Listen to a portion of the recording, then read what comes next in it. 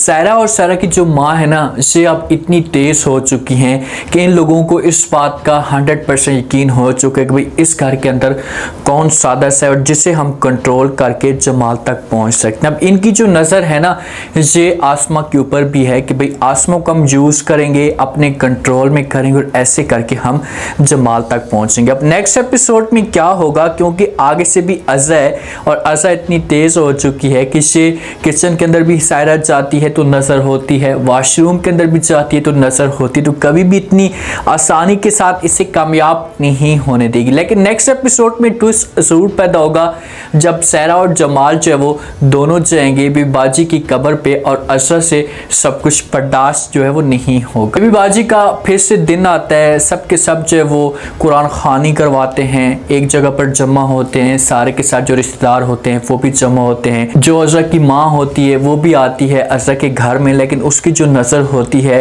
ये जमाल की फुप्पो के ऊपर होती है और उसकी हरकतों को नोट करती रहती है, क्योंकि उसे इस बात का पता है अज़ा ने सबसे पहले अपनी माँ को सब कुछ बता दिया था कि माँ जी इस घर के अंदर जो है वो सायरा आई हुई है और सायरा की जो माँ है इनकी चालें मुझे मशकूक लग रही हैं, इनके ऊपर मुझे शक हो रहा है। लेकिन वहाँ पर माँ जो थी ना, ये अज़ा को समझाने की कोशिश करती थी और कहती थी कि बेटा आप किसी की सुनी सुनाई बातों के ऊपर ना ही जाएं तो बेहतर होगा, पहले भी आपका घर बर्बाद हो चुका था तो मज़ीद आप अपना घर बर्बाद ना करें। तो इसी वजह से अज़ा मजबूर हो जाती और चुप हो जाती। लेकिन जब माँ इस घर के अंदर आई है और आकर उसने ये सब कुछ नोट किया है तो उसके शक में थोड़ा सा इजाफा होना शुरू हो जाता है। कुरान खानी ख़त्म होती है तो जो सायरा है ये आती है आसमा के पास, आकर बात करती है और कहती है कि आसमा मैं आपसे बात करना चाहती हूँ। आगे से आसमा कहती है कि जी बोलें, कौन सी बात।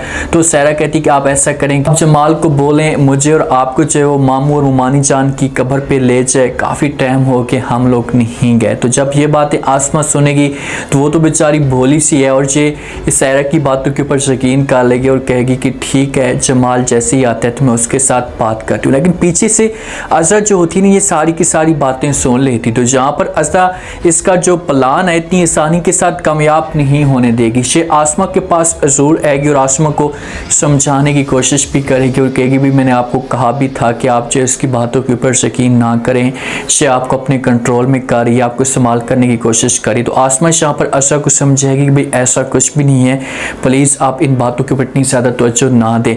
अगर ये दोनों यहाँ से चले भी जाते हैं, आसमा कोई बहाना बनाकर नहीं भी जाती, जमाल और सायरा वाले जाते हैं वहाँ पर अपना वक्त गुजारेंगे, तो घर के अंदर जो अज़ा ने तमाशा खड़ा करना है ना, ये घर वाले देखेंगे और घर वालों को भी इस बात का पता होगा कि भाई अज़ा कोई चीज़ है।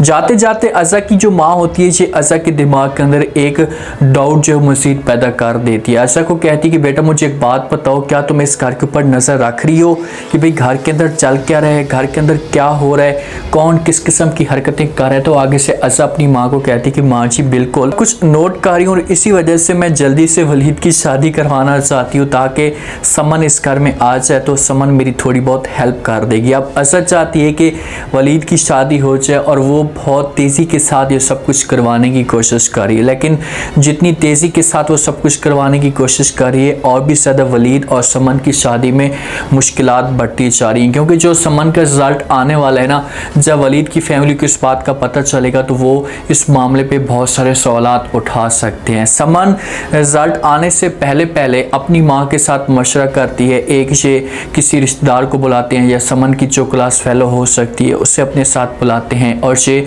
बात करते हैं एक दूसरे के साथ। तीनों मिलकर एक डिस्कस करते हैं कि भाई हम जो वो जो पेपर पास करवाने वाला होता है, एजेंट होता है, उसे हम पैसे देंगे और इस तरीके से जो समन के पेपर होंगे ये पास करवा देगा या लिखवा देगा किसी भी तरीके से, और जो रिज़ल्ट होगा या नतीजा होगा ये अच्छा आ जाएगा। तो माँ कहती है कि चलो ठीक है मैं आप लोगों को पैसे देने के लिए तैयार हूँ। तो माँ पैसे देती है तो फिर समन जाती है और समन के साथ वो दोस्त भी होती है और ये दोनों जाकर मुलाकात करते हैं उस पेपर वाले बंदे के साथ।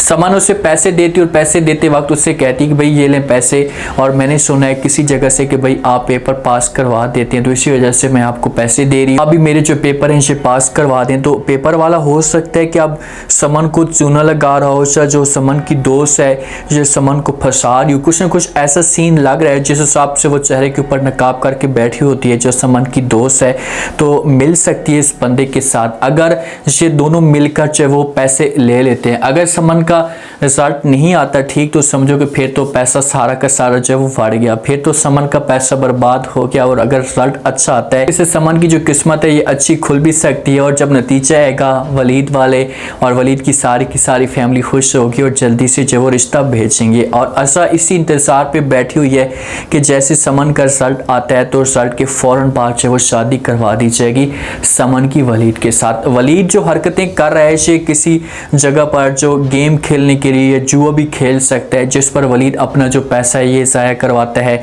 जो कुछ बंदे होते हैं वो ज़बरदस्ती वलीद के साथ बदतमीज़ी करते हैं, हाथापाई भी इनकी साथ होती है। तो वलीद जो है वो ऐसा फील हो रहा है कि ये कुछ गलत लाइन पे चलता जा रहा है। जब वालिदैन का साया इसके ऊपर नहीं है, ये अकेला है, तो लाजमी तौर पर कुछ न कुछ ऐसा की गलत हरकतें कर सकता है और इसी से वलीद को बहुत बड़ा लॉस भी होगा।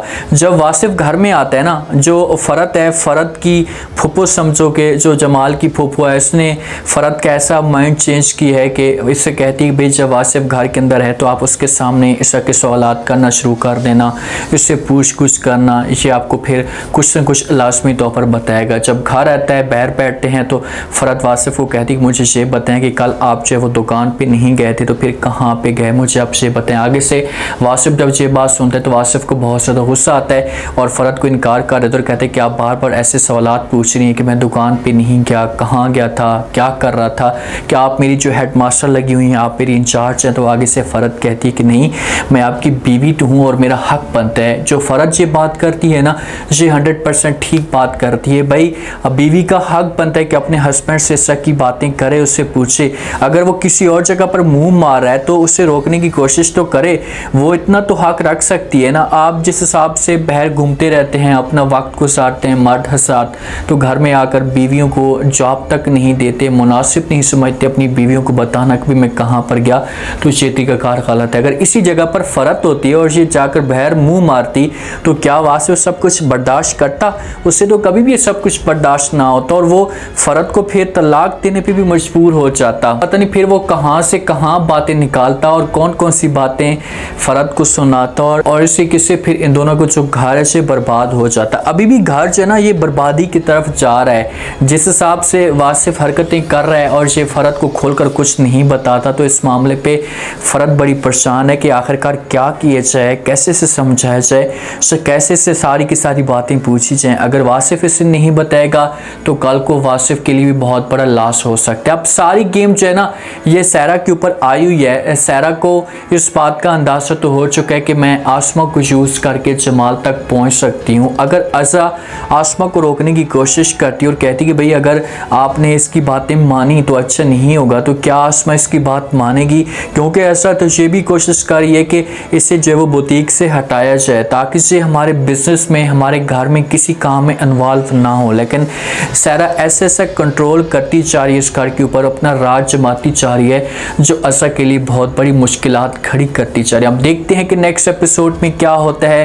क्या जमाल को ये लोग अपने साथ लेकर जा सकते हैं? अगर चाहते हैं तो उसके बाद अज़ा क्या बड़ा कदम उठाने वाली है। उम्मीद है आज का रिव्यू, आज के टीजर आप लोगों को पसंद आया होगा। आपने कमेंट सेक्शन में अपनी कीमती लास्ट में आपको क्या लगता है, क्या नेक्स्ट आने वाले के साथ में कोई बड़ा ट्विस्ट आ सकता है? कौन सी मुश्किलात खड़ी होंगी अज़ा के लिए? सायरा क्या जमाल को अपने कंट्रोल में करेगी? कब इसके सामने अपनी मोहब्बत का इजहार करेगी? लास्ट में फीडबैक दें और चैनल को लास्ट में सब्सक्राइब कर दें। शुक्रिया, अल्लाह हाफिज़।